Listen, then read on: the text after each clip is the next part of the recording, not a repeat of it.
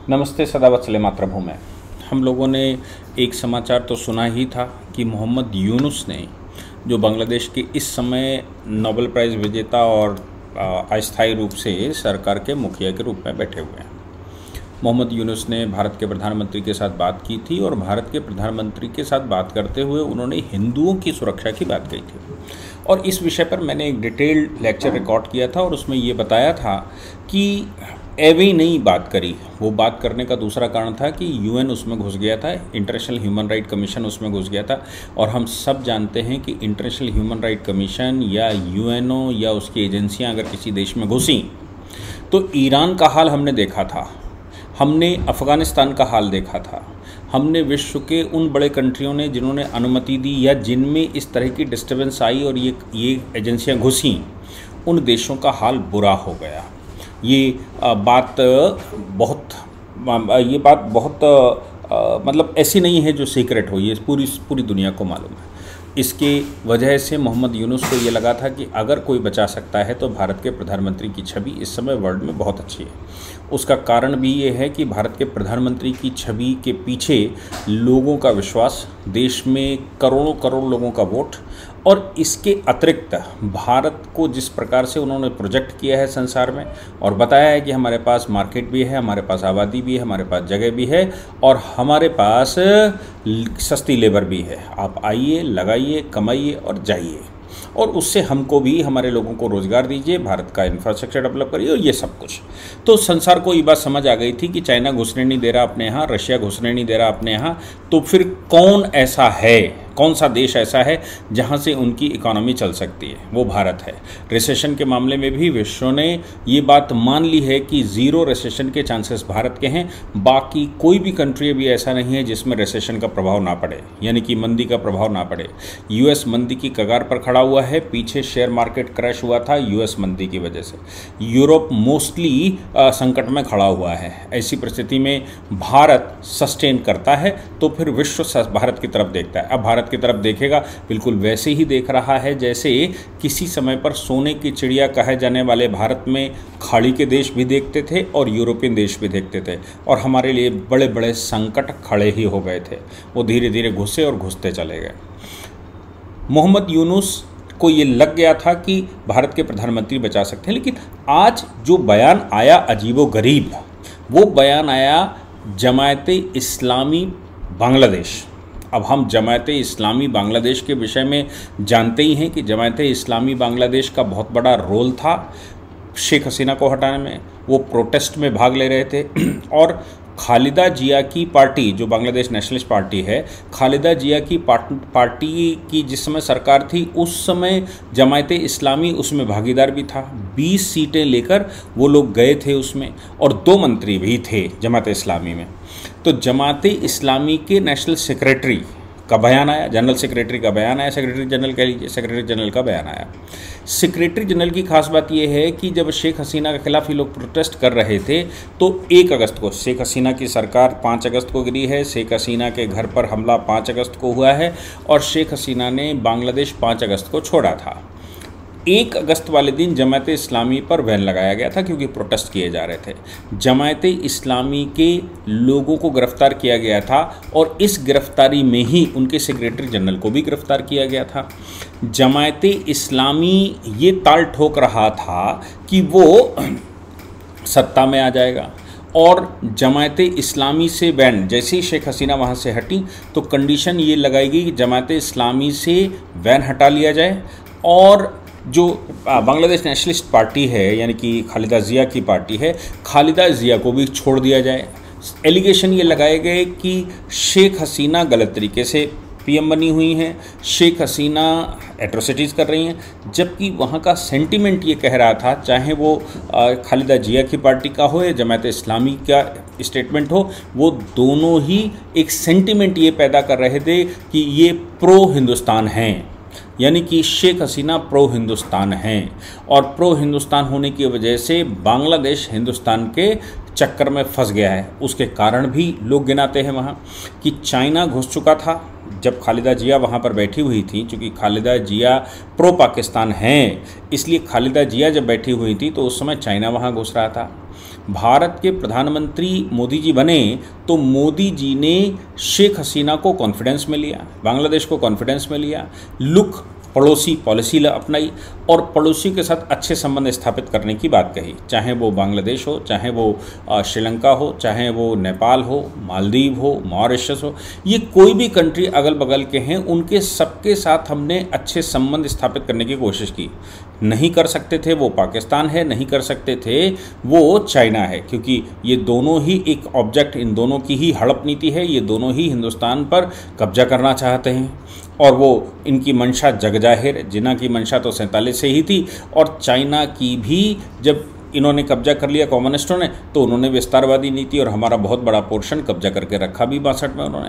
इसलिए इनके साथ तो वैसे संबंध नहीं हो सकते, लेकिन जिनके साथ हो सकते हैं उनके साथ मोदी जी ने संबंध स्थापित करने की कोशिश की और वर्ल्ड वाइड संबंध स्थापित करने की कोशिश करी।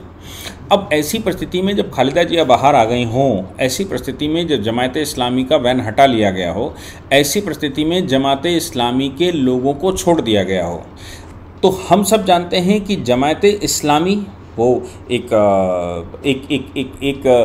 इस्लामिक संगठन है, क्रूर इस्लामिक संगठन है, कठोर इस्लामिक संगठन है और खालिदा जिया उनका साथ देती हैं। पाकिस्तान की ISI उसमें सहयोगी थी, चाइना उसमें फंडिंग कर रहा था, इंग्लैंड में खालिदा जिया के बेटे ने ये सब पूरा षड्यंत्र रचा था। लेकिन गुलाम परवर जो कि MP भी रहे, सरकार में मंत्री भी रहे, खालिदा जिया के बहुत एलाइड भी हैं और इस समय जमात इस्लामी के वो जनरल सेक्रेटरी भी हैं। उनका बयान आया और उनके बयान में ये बात उन्होंने कहा कि भारत से हमारा कोई बैर नहीं है, भारत के बॉर्डर सुरक्षित हैं, हिंदू जो बांग्लादेश के अंदर रहते हैं उन हिंदुओं की सुरक्षा करना हमारी जिम्मेदारी बनती है। जो लोग भी हिंदुओं के ऊपर हमला कर रहे हैं वो देश के सच्चे मित्र नहीं हैं, वो बांग्लादेश के अच्छे लोग नहीं हैं और हमारे भाई हैं, हिंदू हमारे भाई हैं, इन भाइयों की सुरक्षा करना हमारी जिम्मेदारी है। दूसरी बात जो इन्होंने कही वो ये कहा कि भारत हमारा मित्र राष्ट्र है और भारत की मित्रता कभी भी ख़त्म नहीं की जा सकती, भारत सदैव हमारा मित्र रहेगा। ये बात कि भारत सदैव हमारा मित्र रहेगा और भारत के लिए कोई खतरा नहीं है, हमें जिस तरह से प्रोजेक्ट उन्होंने कहा कि हमें जिस तरह से प्रोजेक्ट किया जा रहा है कि हम एक्सट्रीमिस्ट हैं, हम इस्लामिक फंडामेंटलिस्ट हैं, ये सब गलत है। हमारा उद्देश्य सिर्फ बांग्लादेश है, हिंदुस्तान से हमें कोई लेना देना नहीं है। हिंदुस्तान से फ्रेंडली रिलेशन बनाना हमारी जिम्मेदारी बनती है और हिंदुस्तान की इकोनॉमी के साथ हम कंधे से कंधा मिलाकर चलेंगे। हिंदुस्तान को हम अपना सही मित्र मानते हैं। अब आप सोच लीजिए कि जमात इस्लामी जो कि ये कह के वहाँ प्रोपेगेंडा कर रहा था खालिदा जिया के लोगों के साथ मिलकर शेख हसीना के खिलाफ कि ये प्रो हिंदुस्तान हो गई हैं। ये बात बांग्लादेश के जो एक्सट्रीमिस्ट हैं, मैंने जैसे कहा जमात इस्लामी, मैंने जैसे कहा मोहम्मद यूनुस और बांग्लादेश के अंदर के लोग, उनकी ये बात एकदम समझ में आ गई, उनकी स्थिति क्लियर हो गई कि हिंदुस्तान के बगैर उनका अस्तित्व तो नहीं है। हिंदुस्तान बाप है क्योंकि बांग्लादेश 3 तरफ से हिंदुस्तान से घिरा हुआ है। दूसरी बात ये भी है कि बांग्लादेश की इकोनॉमी हिंदुस्तान से ही चलती है। तीसरी बात ये है कि हिंदुस्तान को साथ में लिए बगैर वहाँ ना तो चाइना कुछ कर सकता है इनका, ना चाइना की वो मदद ले सकते हैं और ना ही पाकिस्तान तो चाहता ही है कि बांग्लादेश को किसी तरह से वो ईस्ट पाकिस्तान फिर से बना ले और बांग्लादेश का अस्तित्व समाप्त हो जाए। ये सब कुछ इन लोगों को समझ में आ गया। हालांकि मैं जैसे कह रहा हूँ जमात इस्लामी जैसे संगठनों का एक उद्देश्य बिल्कुल क्लियर है और वो उद्देश्य ये है कि हिंदुस्तान को कैसे फतेह किया जाए। ये जिन्ना के फॉलोवर्स ज़्यादा इन पार्टियों में पाए जाते हैं, नेशनलिस्ट कम, इसलिए इनका उद्देश्य तो हिंदुस्तान को फतेह करना है। ख़ासतौर से बांग्लादेश के इस प्रकार के एक्सट्रीमिस्ट संगठन जो इस्लामिक एक्सट्रीमिस्ट संगठन है, उनका उद्देश्य कम से कम वेस्ट बंगाल पर नज़र गड़ा कर रखना है ही, और उससे ज़्यादा मिल जाए तो बड़ी खुशकिस्मती है। इसलिए लेकिन ये बात पिछले 10-15 दिन में क्लियर हो गई। ये बहुत समय नहीं लगा बांग्लादेश को ये समझने में, बांग्लादेश के लोगों को ये समझने में, बांग्लादेश की आवाम को ये समझने में, बांग्लादेश के पॉलिटिशियंस को समझने में, बांग्लादेश की मशीनरी को समझने में कि हिंदुस्तान के बगैर उनका अस्तित्व तो नहीं है। तो अगर हिंदुस्तान ने कदम पीछे खींच लिए और किसी भी प्रकार से ये बात समझ में आ गई, ये बात हिंदुस्तान ने आंखें टेढ़ी कर लें, तो विश्व का कोई भी देश बांग्लादेश की मदद करने वाला नहीं है। 2-4 तो होंगे। पाकिस्तान के मामले में सीधा सीधा हम सब ने देखा, जब आर्टिकल 370 को भारत सरकार ने ख़त्म किया और उसको नॉर्मलसी के सारे कानून वहाँ पर लागू कर दिए, ऐसे समय पे इमरान खान पाकिस्तान के प्रधानमंत्री हुआ करते थे और वो पूरे विश्व में नाच कर देख लिए।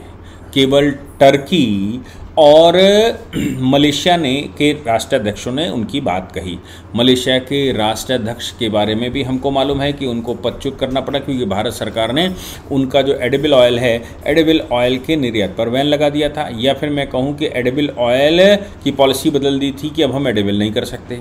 तो वहाँ मातहर मोहम्मद को हटाया गया, हटाने के बाद पार्टी से भी बाहर कर दिया गया, और मलेशिया की सरकार, छोड़ दीजिए, मलेशिया के पॉलिटिशियंस ने भी भारत की तरफ ये कहा कि मातहर मोहम्मद से गलती हो गई है। अब बचते हैं टर्की। तो टर्की पाकिस्तान के पक्ष में खड़ा दिखाई पड़ा, सऊदी अरेबिया भी पाकिस्तान के पक्ष में नहीं खड़ा दिखाई दिया, जो इस्लामिक कंट्रियों का संगठन है वो भी नहीं दिखाई पड़ा, गल्फ कॉरपोरेशन भी नहीं दिखाई पड़ी, और भारत के प्रधानमंत्री का विरोध करने का साहस, या मैं कहूँ कि भारत के प्रधानमंत्री के मित्रता का विरोध करने का साहस विश्व के कोई कंट्री नहीं जुटा पाया, चाहे वो अमेरिका हो, चाहे वो रशिया हो, चाहे वो फ्रांस या इंग्लैंड हो। आप सोच लीजिए, ऐसी परिस्थिति में जब 370 वाला मामला था और पाकिस्तान ने दुनिया भर को गाना गाया, तब कोई उनके साथ खड़ा नहीं दिखाई पड़ा। तो बांग्लादेश के मामले में अगर भारत कोई स्टेप लेता है, अगर भारत कोई पॉलिसी बनाता है, अगर भारत में कोई बात कही जाती है या भारत सरकार कोई इनिशिएटिव लेती है, तो बांग्लादेश का साथ देने वाला कोई कंट्री मिलने वाला नहीं है। केवल पाकिस्तान ज़रूर उनका साथ दे सकता है, और पाकिस्तान के साथ टर्की आ सकता है, लेकिन बाकी कोई भी कंट्री उनका साथ देने वाला नहीं है। इस बात को लेकर वो लोग बिल्कुल अब आश्वस्त हो चुके हैं, और इसलिए भारत के प्रधानमंत्री ने जब लाल किले से हिंदुओं की बात कही और जो ट्वीट किया, और उसके बाद जो बांग्लादेश में प्रदर्शन हुआ, चिटगांव में हुआ हो या और जगहों पर हुआ हो, जो प्रदर्शन वहाँ पर मैं चिटगांव कह रहा हूँ, जो बांग्लादेश के सभी शहरों में जो प्रदर्शन हुआ, वो प्रदर्शन अपने आप में बता रहा था कि हिंदुस्तान का रुख देखकर ही बांग्लादेश में कोई मूवमेंट छिड़ता है। भारत सरकार कोई इनिशिएटिव ले या न ले, भारत सरकार उनके लिए कुछ कहे न कहे, लेकिन हाँ, हमारा ऑब्जर्वर ग्रुप भारत सरकार ने बना रखा है। ऑब्जर्वर ग्रुप लगातार बांग्लादेश की स्थितियों पर नज़र रखे हुए हैं, हमारा विदेश मंत्रालय लगातार नज़र रखे हुए है, हमारी जो फ्लाइट्स आने जाने की गतिविधि है और जो हमारे व्यापारी वर्ग का वहाँ संरक्षण है, उन सब को लेकर भारत सरकार बहुत इस समय सेंसिटिव है और वो उस पर नज़र रखे हुए है। जमायते इस्लामी की जहाँ तक बात आती है, ये सामान्य लोग नहीं हैं। जमायते इस्लामी के जो चीफ थे, उनको सज़ा इस बात की हुई थी कि 10 ट्रक आर्म्स को एम्यूनिशन किया गया था, और इस बात की भी इन लोगों को सज़ा हुई थी कि बांग्लादेश के अंदर उनके 65 में से 64 जिलों में बम विस्फोट किए गए थे। आप सोचिए, लगभग उसमें पूरे देश में बम लगा दिए गए थे, और उन बम लगाने की वजह से बांग्लादेश पूरा का पूरा डिस्टर्ब हो गया था। अपने ही देश में बम लगाकर फोड़ना, ये लोग इसलिए जाने जाते हैं, ये लोग इसलिए पहचाने जाते हैं। ऐसी परिस्थिति जो इतना हार्ड कोड हो, वो अब बयान ये दे रहा हो कि हिंदुस्तान हमारा ट्रू फ्रेंड है, हिंदुस्तान के अगेंस्ट में हम बिल्कुल सोचते नहीं हैं, हिंदुस्तान को हम अपना मित्र मानते हैं, और हिंदुस्तान की बाउंड्रीज पर किसी प्रकार का भी बांग्लादेशी साइड से कोई डिस्टर्बेंस नहीं होने वाला है। ये बयान अपने आप में बता रहा है कि इन सब की हाथ पैर फूले हुए हैं, और उनको ये अंदाज़ा है कि भारत सरकार ने अगर कोई स्टेप ली तो बांग्लादेश का हाल बुरा नहीं बहुत बुरा तक हो सकता है। जय हिंद, जय भारत, वंदे मातरम।